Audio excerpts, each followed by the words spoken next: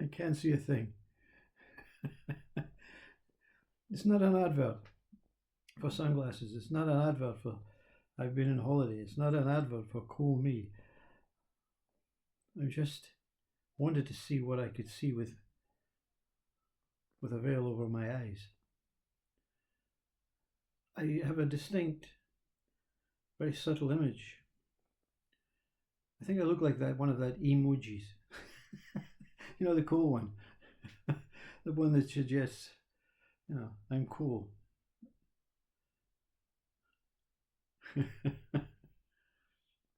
Now I can see.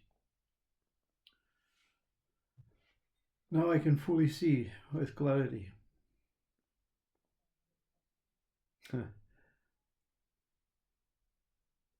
I just wanted to try and revisit what life was like before this profound shift in consciousness. The annihilation of the story, the annihilation of the words, the identities, the division, all the whole history of information and knowledge, all my educational crap, all the stuff that they said would be vital, all masking, all creating continual thought process so fast that it stops you from seeing life for what it is, seeing the present moment. It's a very good example, but we appear to be not wearing the sunglasses, and we appear to be whatever state of mind we're in, whatever depression, whatever Satchit and Ananda joy, whatever pain and pleasure we're in, that we're not wearing any glasses and we're seeing life in its fullest capacity. And that's not true, because the thoughts, the mind, the veil, the mask, the identity, the languages, the process, all the stuff that we carry in our suitcases of brain, mind, is masking and veiling the true way of seeing, you see.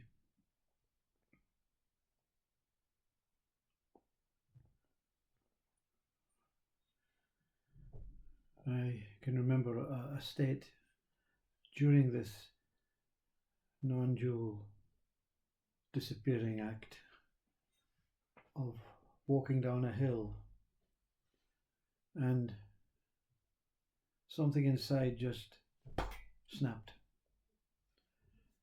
I never opened my eyes, I never shut my eyes, these eyes. But the moment it snapped, everything became crystal clear. There was nothing masking it, you see. It was the same skies, the same trees, the same clouds, the same fields, the same oxygen, the same consciousness. But the relationship was different. You see, enlightenment follows a different relationship. It forms a completely pure relationship with your true, original, genuine, higher, almighty self. That is a reproduction of Jesus, a reproduction of Buddha, a reproduction of life, a reproduction of consciousness. Not an actual body, superior being. But you start seeing life for what it is, in its real essence, in its real truthful position. And when you go and you feel as if this buoyancy, this contentment cannot be maintained, you can always sit in your lounge and turn the TV on and start introducing and allowing the mind to think for you, because you can't see clearly.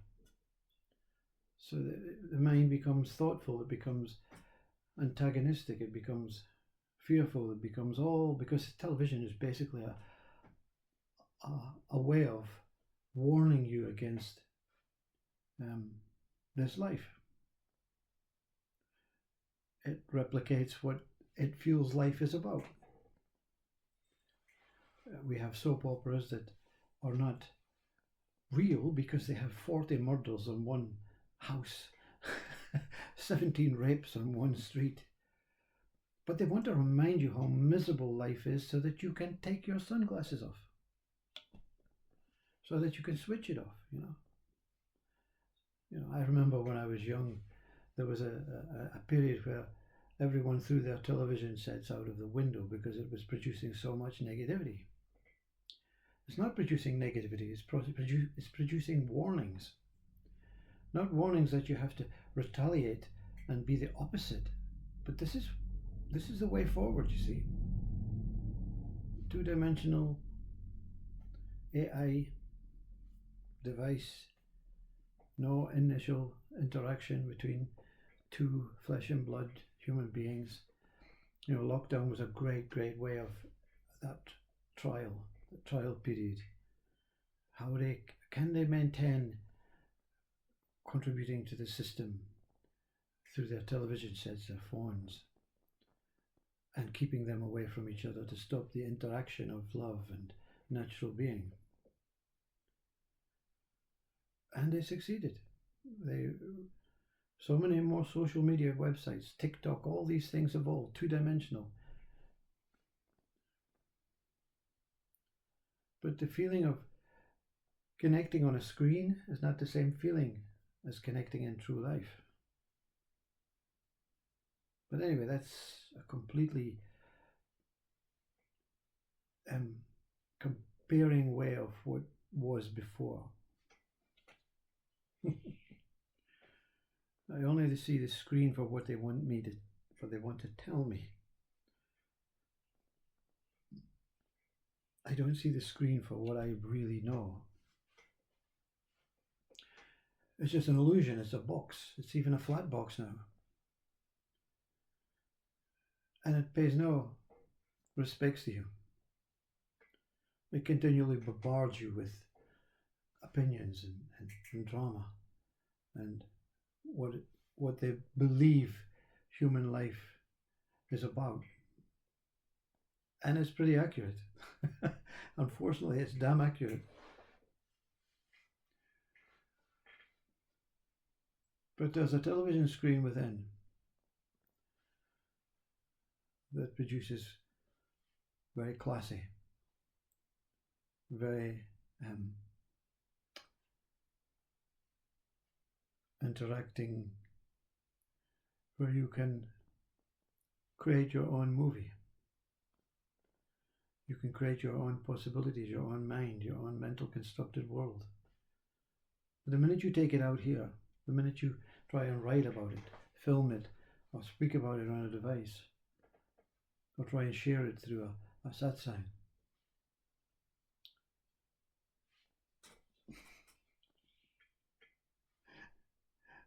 you're not seeing it for what it is, because we cannot. The flame in the candle, which is the hottest part of the flame in the candle? Right in the center, right in the core. The outside is just fluttering away into nothing. That's life on a TV screen, watching life fluttering away into nothing. If you're going to flutter away into nothing, flutter away into emptiness, into self, into true clarity. It's a very, Muji, he uses a great analogy. The human body is like an onion. In the core of it, in the center of it, is absolute pure being. But we developed so many layers of skin, and each skin is a word. How many words do you know? Each word is another filter on the glasses. How many skins do we have? So Ramana Maharshi sits sits one day and lies down and says, remove me from this world, let me die. Take away everything, take away my skins. Release me for what I am. Give me some reprieve. Give me some signal. Give me some notification. Not the notification from the bell, the notification from God. And God says, well, I can give you the starting point. I can remove the first skin. I can remove the veil. I can remove the thought. I can remove the mind. But you have to continue to move all the skins on your own. And Ramana Maharshi then goes into meditation. And the thought comes, I am a person. No, he says, remove this skin. I am a body. No, remove this skin. Every word, every thought, I am an angel. I am experiencing Kundalini. No, remove this skin.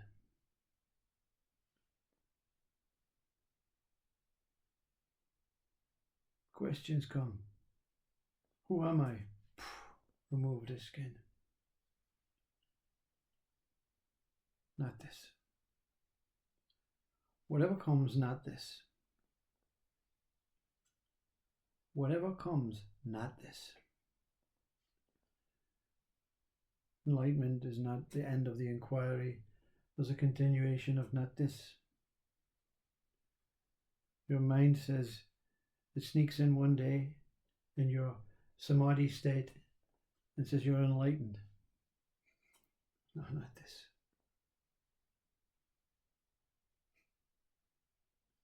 Not this. Whatever appears and disappears, I is not. Is there one thing? Is there anything? Is there something that remains still, silent,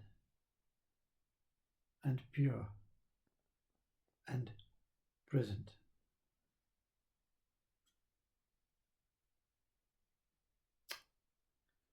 And the mind says, yes, it's good. Not this. The inquiry does not stop at enlightenment. The inquiry is the truth. The inquirer is not the truth. That what is understood is not the truth. But the bringing together the inquirer and the understanding, the middle state is the truth. There is no seer. There is no seen. But seeing cannot be denied. Seeing creates a seer and a seen. Living was happening before your body was born from the womb. So the living came first. The liver was delivered, came second. The liver, through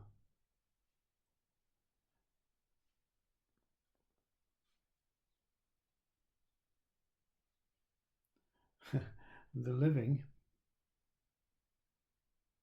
experienced an understanding of the perception of the lived. The liver sees itself as the lived in the mirror. The mirror creates the living.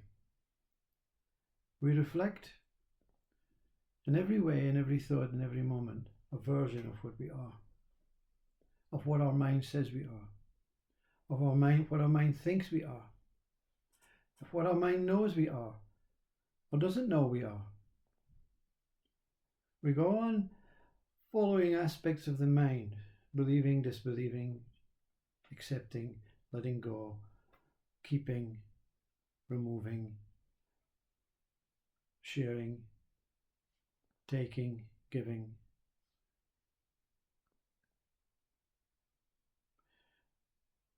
But the understanding is not the outcome of the experience. The understanding is having the opportunity to be the experience. And a human body is an opportunity to be an experience. When you take ownership that I am the experiencer, and the experiencer is important, is paramount. I don't need the experience. I just need to go from here into my car. The actuality of having a body that is capable of moving from here to the car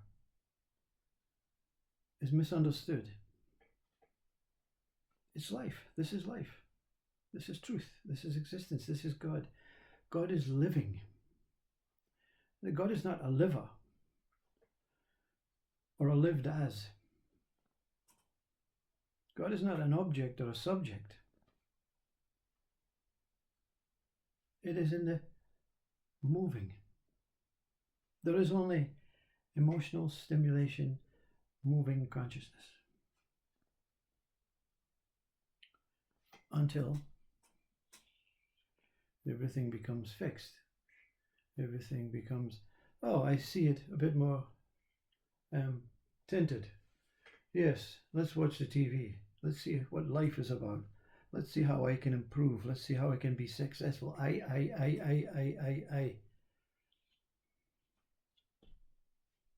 To hell with I.